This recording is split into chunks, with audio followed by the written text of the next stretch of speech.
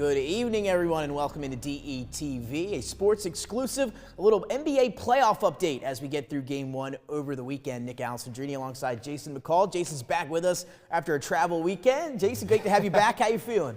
I'm glad to be back. Glad to be back. Yeah, travel weekend, lots of things going on, lots of events in the area. But back here to talk about these said NBA games with a lot to unpack. A lot to unpack, especially with your Boston Celtics, who we'll get to in just a little while. But Jason, before we dive into our first 76ers and Raptors series, as they're about 15 minutes away from tip-off here tonight in Game 2 up at the Wells Fargo Center, just initial takeaways from Game 1 over the weekend. Anything stand out to you? No defense. I know it's like a broken record every time I come on camera, but there's like no defense being played in any basketball. Like, I don't know what's going on this year, but everybody's scoring 115, 120 points a game, and everybody's playing Olay defense like they're running the Bulls, just, they're running the Bulls out in Spain. Running the Bulls out in Spain. I don't get it. Just Olay, Yeah, I mean, they're letting them play, definitely. That's one thing I noticed here over the weekend is the officials, they're letting them play here in the first round of the playoffs as they should. So let's dive in to the Sixers, your 4 seed, taking on the 5-seeded Raptors in Game 1 on Saturday, and it was the Tyrese Maxey show. Again, the second-year point guard out of Kentucky, a postseason career-high 38 points for Tyrese Maxey. And right behind him, Jason, which was big, was Tobias Harris, yes. 9 of 14, 26 points. And then you got Embiid and Harden kind of filling in after that. The double teams were coming. Embiid did a phenomenal job of passing out of the double teams, not turning the ball over, and that was the big key. The Sixers did not turn the ball over on Saturday. Yeah, that was a great key for the Sixers as the game was back and forth, pretty much. So you needed every bit of Tyrese Maxey's 38 points. I think we gave him some good luck the other night. That's right. We were with him on Thursday night, the G League final. Gave him a little good luck. A little good luck there, but like I said, Tobias finally had a good game. In the first time in a while with 26 points, 6 rebounds, 6 assists. Going to need more from Tobias. Maybe not always 25 points a game, but steady points, maybe around 15 to 20. Keep him around that range so he can have an impact on the game. Because Tobias is one of those players where once his offense gets going, his defense gets going too. So you saw that throughout the rest of this game. Yeah, and again, if the Sixers are able to get Maxey and Harris to score like that again tonight, that's going to be the test, because we saw him do it in Game 1. Consistency, that's the key here for the Sixers. If they can get Maxey and Harris to play like that with that consistency throughout the playoffs, they're going to be a dangerous team in the Eastern Conference on their way to the NBA Finals. Again, you heard from what the Sixers did, 15 rebounds as part of that double-double for our MVP hopeful Joel Embiid. But now, Jason, let's talk a little bit about the Raptors. Coming in, a lot of people were split in this series. They had the Raptors maybe taking it to 6 or 7 games and maybe losing then. Sixers, though, they came out looking very good in Game 1, maybe changing people's opinions there. But what also might change your opinion is some of those injuries over there in Toronto. They lost their Rookie of the Year candidate, Scotty Barnes, who has been playing phenomenal basketball this year, 15, 10, and 8 before he left the game due to that injury. And Raptors will be without him tonight. Gary Trent Jr. is doubtful with an illness, and Thad Young also going down on Saturday against the Sixers. They're going to be out with those 3 key guys here tonight in Game 2 for the Raptors. I actually forgot Thad Young's still in the NBA. Right, as a former Sixer, former Sixer. So, yeah, without Scotty Barnes, who's been a jump start for them the whole season. He's been a great addition as a rookie coming in, playing his game, offense and defense, great all-around player.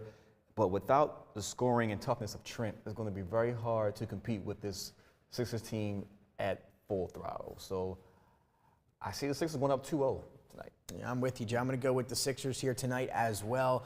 But a lot can go into that one. Nick Nurse has been a little bit, has his complaints about the officiating. He said it in the post-game press conference on Saturday, said it in the pre-game press conference today leading into the game. So he's making that a point of emphasis. He wants the Raptors to get some of those foul calls that he believed the Sixers were getting. We'll see if maybe that happens tonight. I don't necessarily see the big issue there with Nick Nurse, but when you lose a first game like that in that kind of fashion, you're going to maybe try to get on the officials' good side a little bit, maybe see if you can get some of those calls. Yeah, you got to work them a little bit. Pre-game, post-game, everything.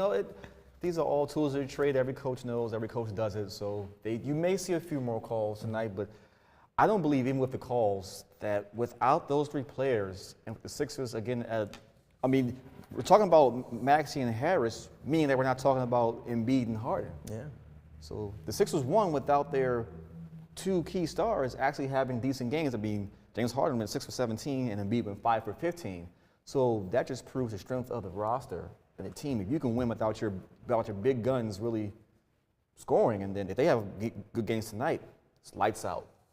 James Harden been spectacular passing the ball. You mentioned shooting from the floor. We'll see if he can kind of adapt to the way the officials are calling the games we said this year, but also in the playoffs. Let him play a little bit more, so not going to get maybe the benefit of the doubt on some of those foul calls. We'll see if he improves his shooting percentages here tonight against the Raptors. Scotty Barnes, we mentioned his injury. Van Vliet, 18 points. He ended up fouling out in the third quarter. It was all Sixers on Saturday. Again, Harris, Maxey, the bench. Turnovers in favor of the Sixers. A remarkable game there.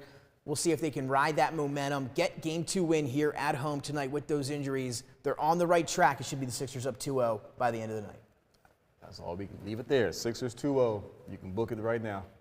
Well, let's keep it moving to another game we saw on Saturday. The number 5 seeded Utah Jazz out in the West taking on your 4 seeded Dallas Mavericks. A 99-93 win for the Utah Jazz on the road in Game 1. The Dallas Mavericks have lost 6 straight playoff series. So again, going back to the last time they won the championship in 2011 over the Miami Heat team, 6 straight playoff losses in those 6 straight appearances for Dallas. So looking for some type of change there, looking to get on the winning track. It did not happen on Sunday. Donovan Mitchell struggled early, really found his stroke come the second half. Yeah, that third quarter proved to be winning time for the Jazz, and most importantly for Donovan Mitchell. I think he scored the bulk of his points in the third quarter as the Jazz seized the momentum and took the lead. And like you said about Dallas, this is their first actual home series since that 2011 championship season. So you would think they would come out with more intensity and more focus, and they kept it going for a while, but Donovan Mitchell proved to be just a bit too much. And welcome back Bogdanović. He had a great game in Game 1 for the Jazz. So if Bogdanović and Donovan Mitchell are clicking like they were in Game 1, then you throw in Mike Conley and Gobert with his defense, it could be a quick series, and especially without Luka playing right now. And that's the key. Luka Doncic out again tonight in Game 2 with that calf injury that he sustained back on Game 82 of the 82-game regular season. So not sure, again, playing down to the wire in that last game didn't really help out the young star. Again, that calf injury keeping him out here of the first couple games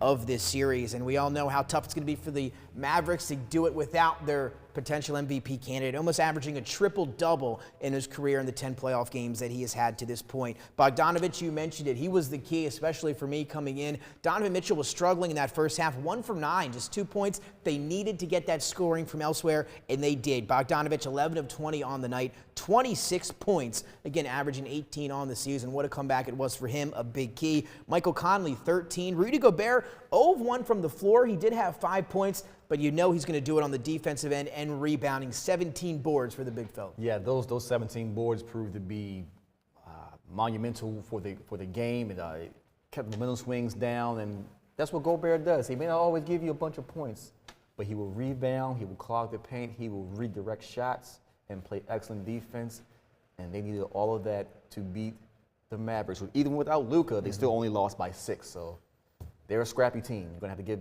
your best shot every game with them. They will not give up. Yeah, that's for sure. It's going to be a great one tonight. Obviously, Brunson and Spencer Dinwiddie led the way for the Mavericks there on Saturday. They're going to need them both in the backcourt to do it tonight. The Jazz, though, again, they were able to come back and win that game with the struggles that they went through. It's their second in three-point shooting on the season. They shot 7 of 22 from 3 in this game, missing their first 9. So if they're able to come into any type of rhythm here in Game 2, it might get ugly for the Mavericks there in Dallas. But again, Game 2 in Dallas with the Mavericks, so we'll see if they can pull that out at home. Again, Reggie Bullock, a good game, 5 of 10, 15 points. Dorian Finney-Smith, who Donovan Mitchell went on to talk about in the post-game press conference, labeled Finney-Smith, did Mitchell as one of the best defenders in the NBA. Dorian Finney-Smith, 14 points, 5 rebounds, but the defense on Mitchell is what he attributed to his struggles there in the first half. Yeah, Dorian Finney-Smith, he's been a great defender since his days in college at Florida. But you also mentioned Reggie Bullock, Tar Heel. I just want to throw that out there. But with Finney-Smith's defense now his shooting, he didn't come into the league as a shooter, but now he's starting to hit those open threes, corner threes, and being more of a 3-and-D guy. So his offense is coming around, making an all-around game for him. And Reggie Bullock, we know what he does. He's a three-point specialist who happens to play defense. I liken him to Danny Green on Sixers. They play the same type of role for their teams.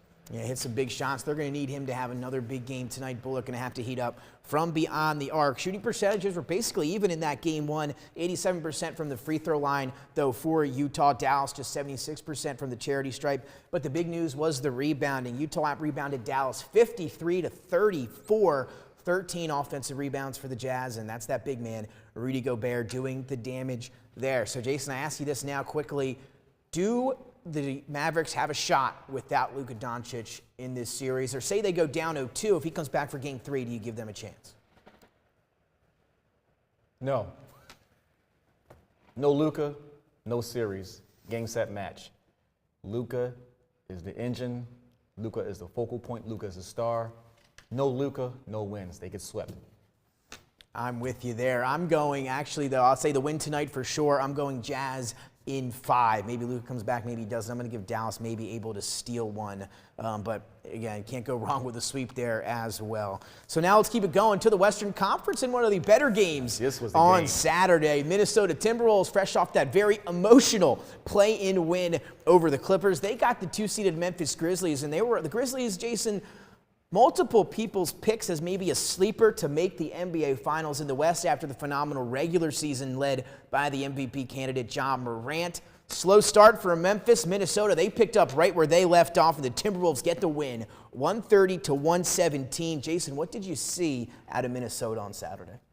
I saw a hungry team. I saw a team that said, hey, we had to fight to get here, and we're going to prove why we are here.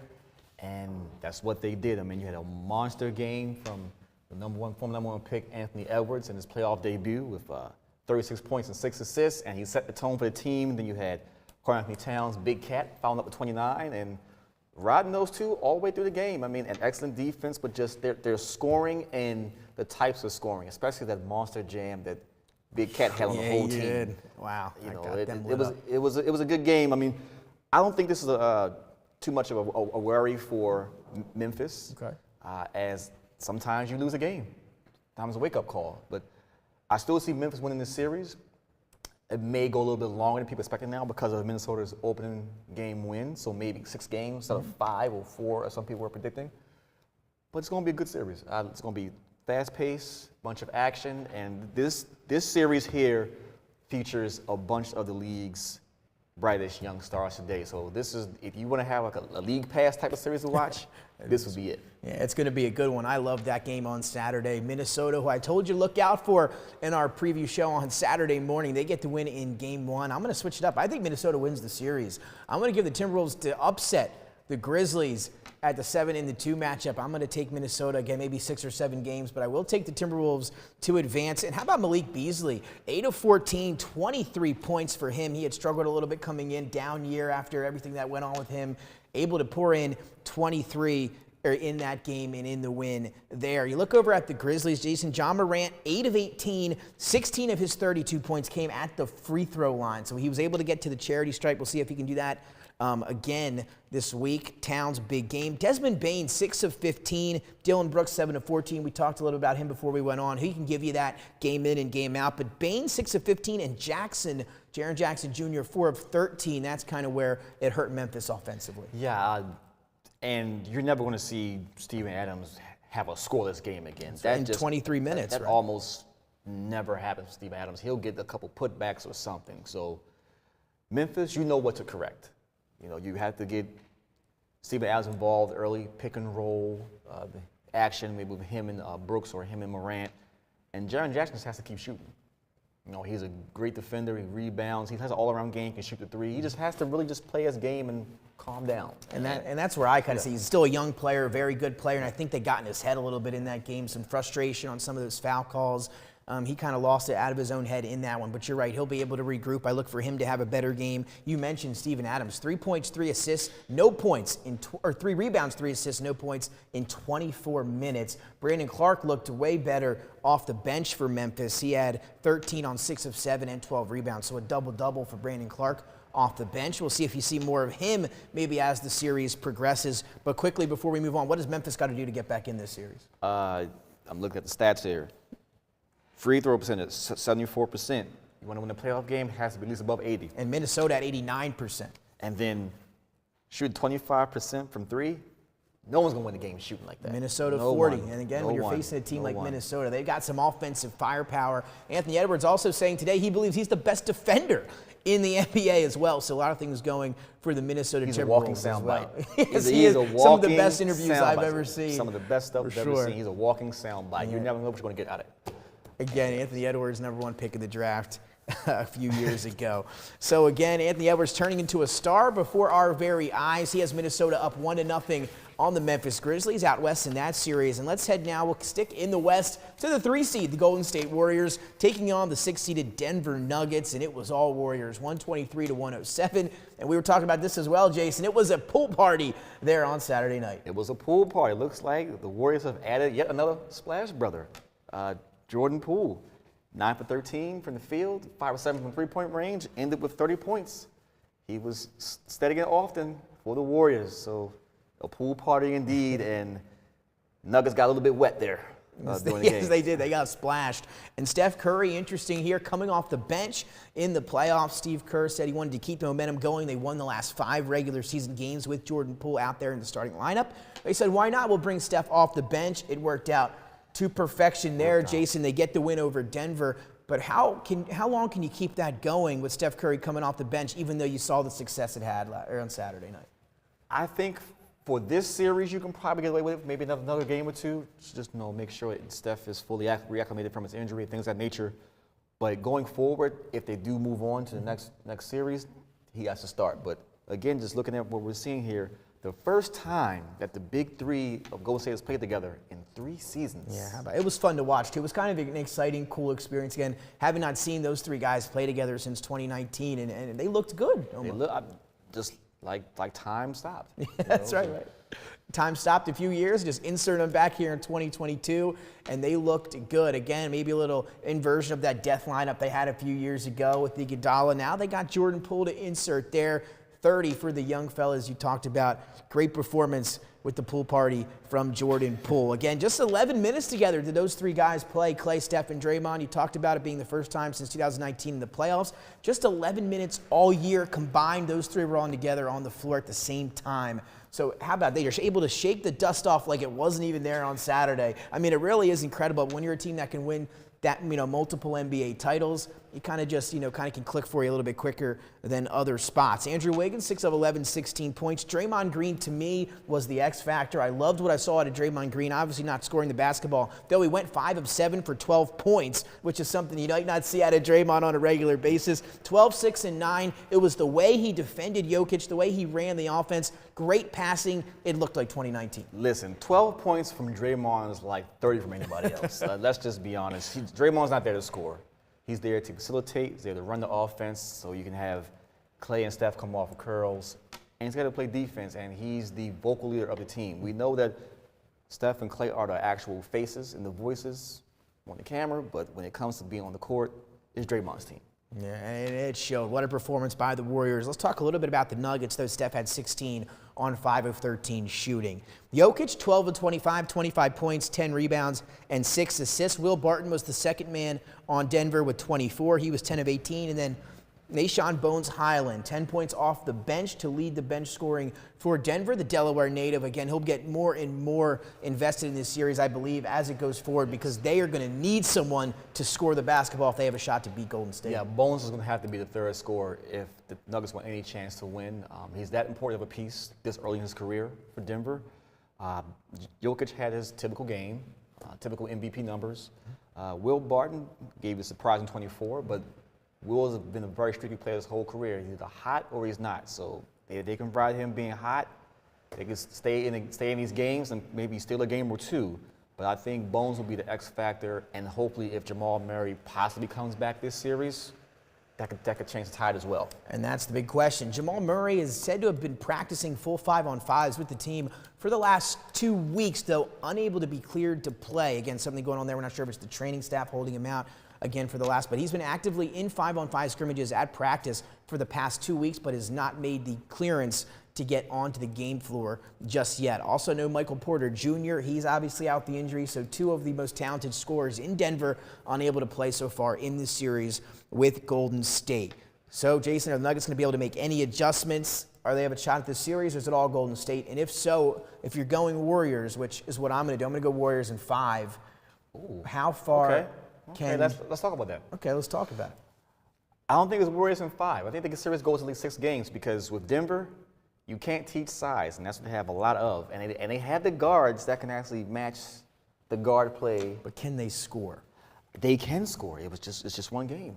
They can score. So where do you see the change coming for Denver? What has got to change? You see Jokic gave you 25, Barton gave you 24. Obviously you mentioned Bones. Are there some other guys that are going to have to score the basketball? Monte Morris, Jeff Green, other players. Going to need to get some more production out of Aaron Gordon also. That's a big one. Aaron Gordon. I agree with that one big time. Where are you? Aaron Gordon. You play for... You got a technical in that game, maybe. Yeah, you got that, but you wanted to play winning basketball. You wanted out of Orlando so bad. You're the winning team. Prove to me that you weren't putting numbers up on a bad squad. Well, that's something, again, we're going to have to wait and see. Nuggets going to have to make some adjustments. How far can Golden State go this year? A healthy Golden State team can hoist the banner. Everyone knows this. I think they're like in one of the top. They're in one of the 5 highest rated teams as far as betting, the odds to win the championship. So I believe that if they're healthy and they can click like they did in Game 1 and keep that going, they can win the whole thing. I'm with you. Again, I like what I'm seeing out of Golden State here to start the 2022 NBA playoffs. Let's keep it rolling. Not much to say about this one. Atlanta coming into the play-in as the 10 seed, able to win 2 straight games, but lost some key players. Clint Capella going down in that second matchup when Trae Young was able to go on the road with the Hawks and get that win over Cleveland. That secured the Hawks the 8 seed and a date with Jimmy Butler and the Miami Heat, and the Heat were ready on Sunday afternoon. The worst shooting day of Trae Young's career, 1 for 12 from the floor, and Miami gets a blowout, 115-91 win. And Jason, this thing was over in about the second quarter. Yeah, there's not much you can really say about this game, honestly, except for the fact that Ice Trae was Ice Trae, but he was actually too cold, and he didn't heat up at all.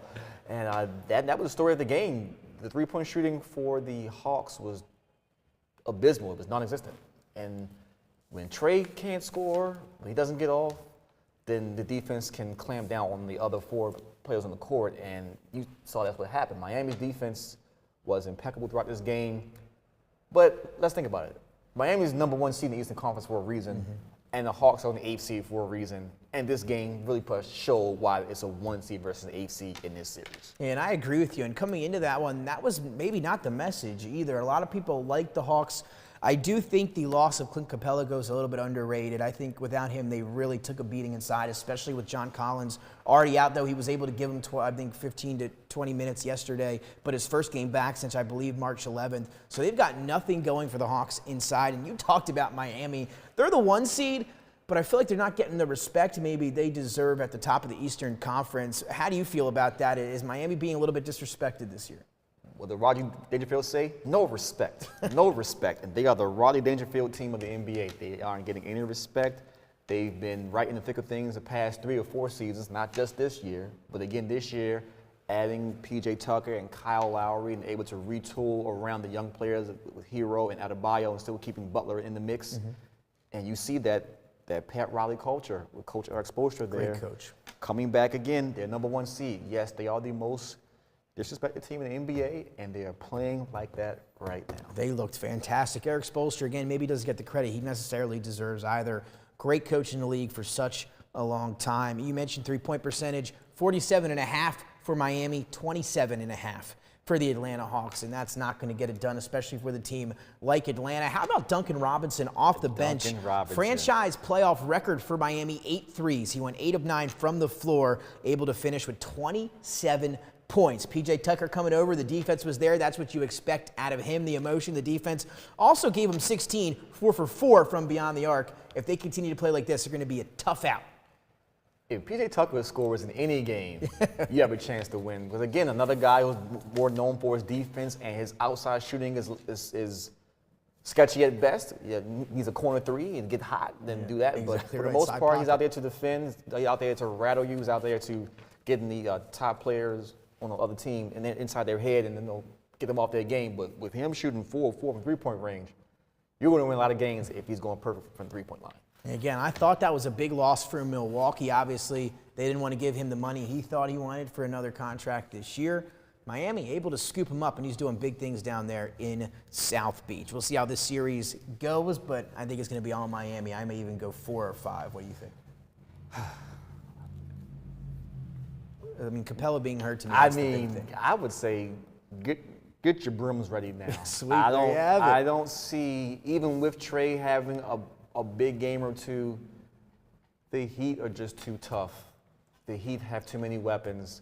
I mean, when you have people like Duncan Robinson, who could score 27 off the bench, then you have Tyler Hero off the bench. They have so many role players who can give you 20, and the starters can just relax. Think about that. Jimmy Butler is a starter team. He only had 21 points, but they were a great 21. But when you have a team that's like that, where anybody 1 through 8 can give you 20 and stop you from scoring 20, they're going to be in every game that they play.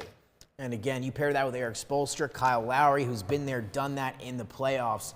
Again, Heat are going to be tough in the Eastern Conference. Again, they looked good there in Game 1, and they're probably going to look good the rest of the series with Atlanta. We'll keep moving. 3 more matchups to get to. This was the big one. I know Jason's waiting to talk about this one. Let's go. Since Saturday, or since yesterday afternoon. The Celtics defeat the Nets 115-114 at the buzzer. Jason Tatum off the fingers, off the window as the buzzer sounded for the go-ahead bucket. Jason Tatum's first career buzzer beater, and how about that for it to come in the postseason? That's the first for the Celtics since Paul Pierce in 2010. So a big one there for the Celtics. Before we dive directly in, takeaways from your big Boston win over Brooklyn.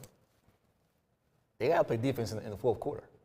The Celtics have That's right. The Celtics have to play defense in the fourth quarter. I feel like they let their foot off the gas a bit, and Kyrie got hot. He didn't do it for them while he played in Boston, but he did it against them yesterday, and he kept them in the game because they kept running 2 people at KD the whole game, so KD wasn't his normal self. Struggled, yeah. And with Boston, I liken Boston to like a Miami, and like a Toronto, they have very long players, big guards who can kind of get up in certain players who are 6'8", 6'9" range and above. So they have people who can defend the perimeter very well. And you saw that in Game 1 against the Nets.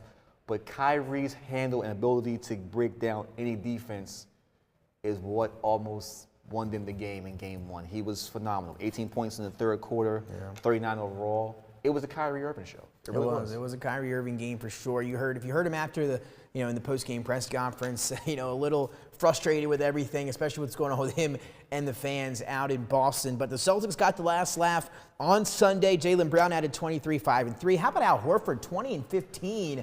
Again, all of us here maybe in Philadelphia, not the biggest Al Horford fans from the last couple of years, but he's back in Boston, and look at him putting up some numbers that you might have saw a few years ago there. Well, Al didn't work in Philadelphia because there's some but mainly because the fit with Embiid, by them both needing the ball in the post. This is when Embiid was still figuring out his inside-outside game, so it wasn't fully there yet. So them commanding the ball at the same time and the same spots essentially, and it was also old coaching. It wasn't Doc Rivers. Oh, I'm with you. Yeah, I agree with you on that one. We'll leave that alone. That's a story for another day. But I would say Al Horford turned back the clock, like Atlanta Al Horford.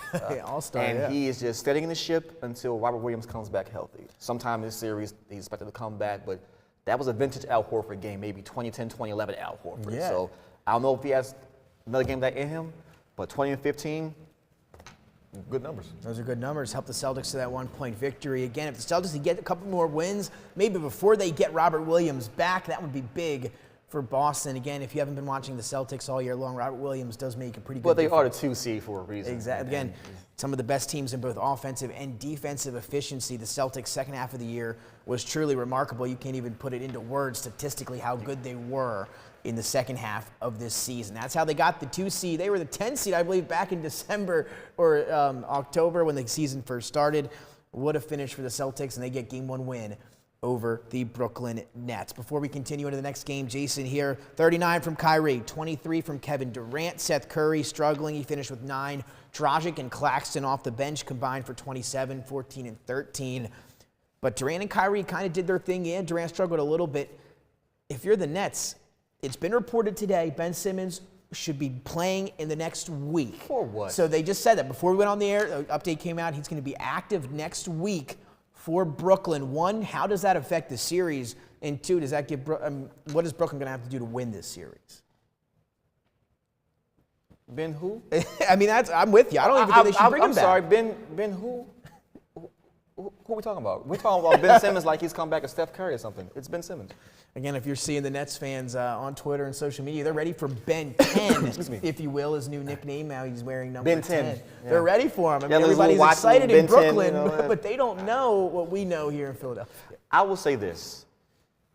Ben does play defense. Ben is a playmaker. So he'll be able to have Kyrie and KD off the ball more. However, what that does is when they're running their offensive sets, that means the ball is going to move around, and he's going to be giving the ball in the high post or the elbow to shoot jumpers. He doesn't do that. So if Steve Nash has a game plan for him to have dives to the basket and cut into the basket when he doesn't have the ball, different story. But if he's left alone to shoot jumpers, you can forget it.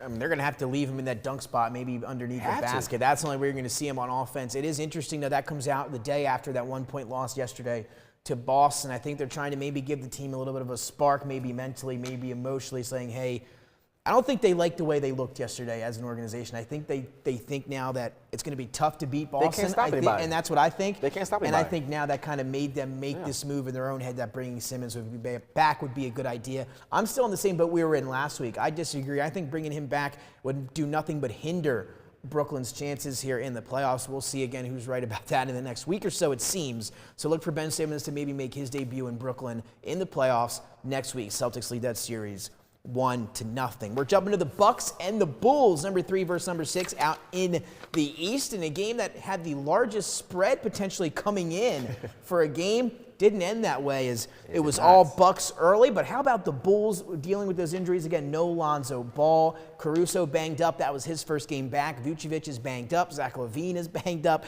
And they come up and they put up a good fight against Milwaukee, especially after taking that initial gut punch early, going down by 15, able to kind of hang around and maybe take the lead even late in the fourth. Well, if you watch the Milwaukee Bucks all season long, you'll know that although they're a great team, one of the top teams in the East, they have moments where they have lulls in scoring. Yeah. So if you just stay consistent with your offense and with your game plan, you can pretty much get back in any game against Milwaukee. That's been an Achilles heel for the past few years, even with the firepower they have.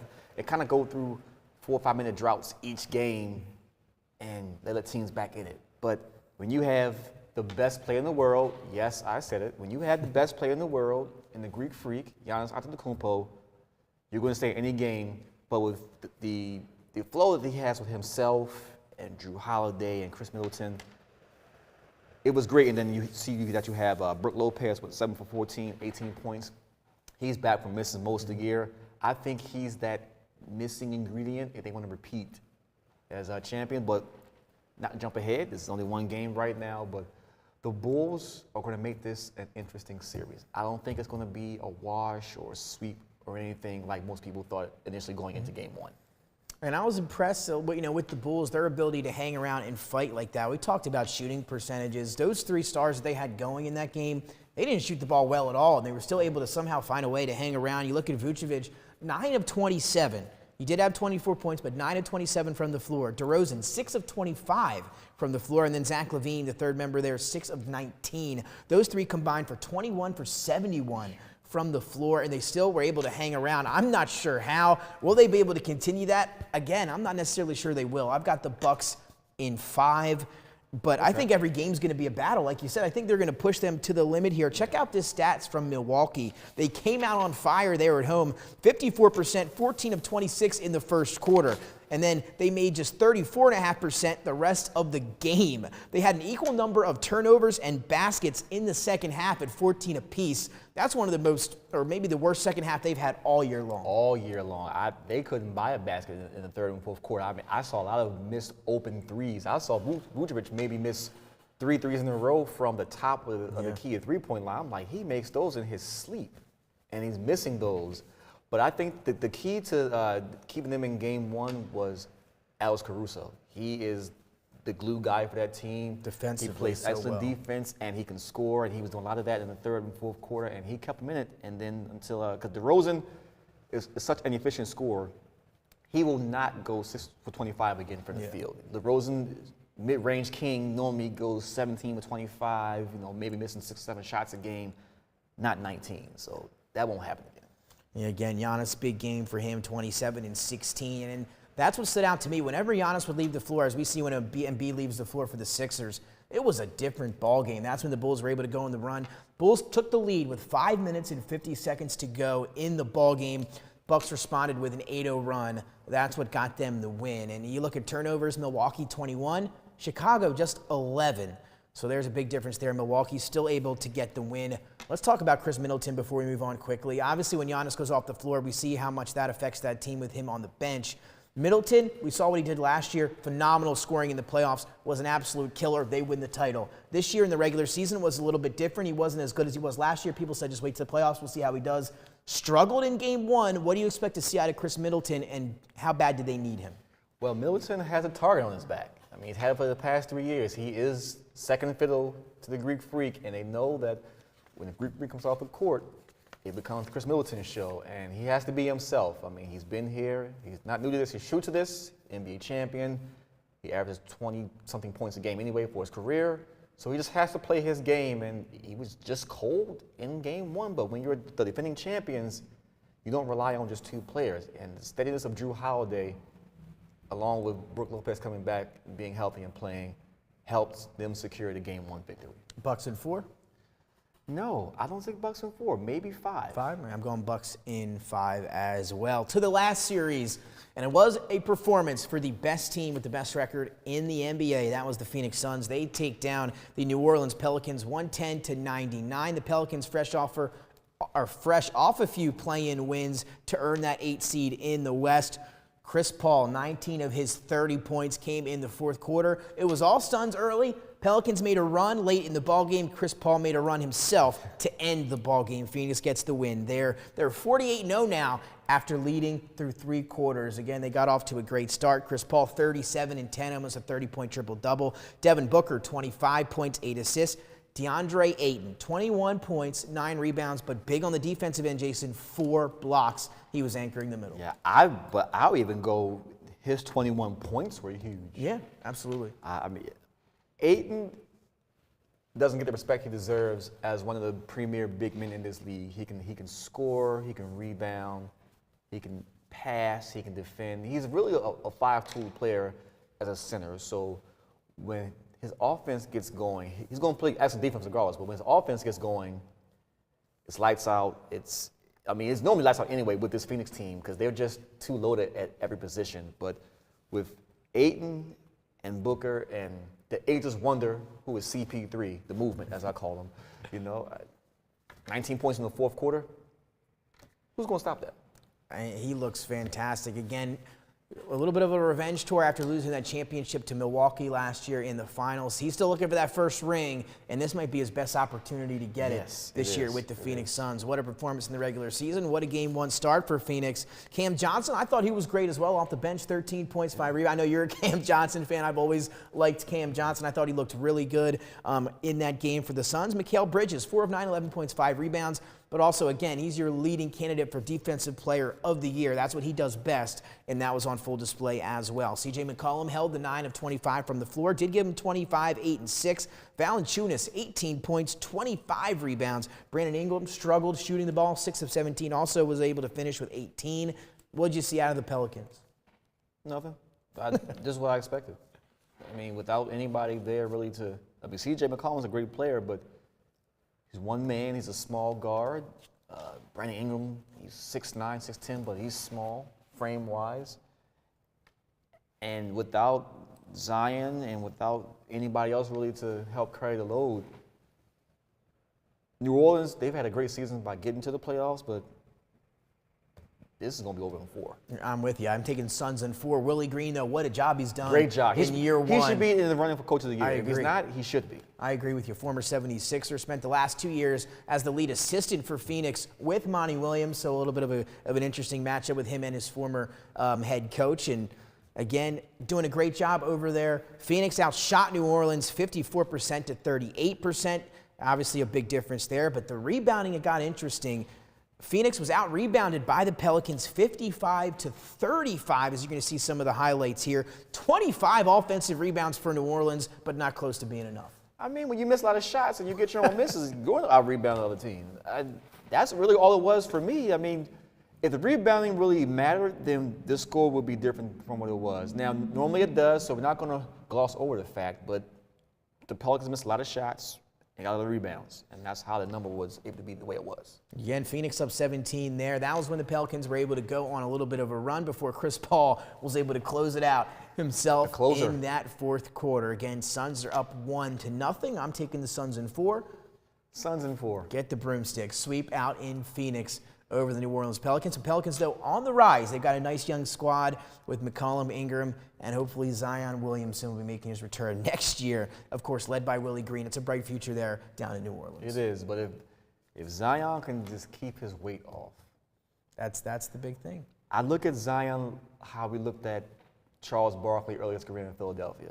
His weight was his problem in the first couple of years, but once he got the weight off and kept it off, he became a Hall of Famer. So I do liken Zion to Sir Charles, and if he can keep his weight down and just stay healthy, Zion's a monster. We all saw what he can do when he's on the court. Yeah. Just got to be on the court.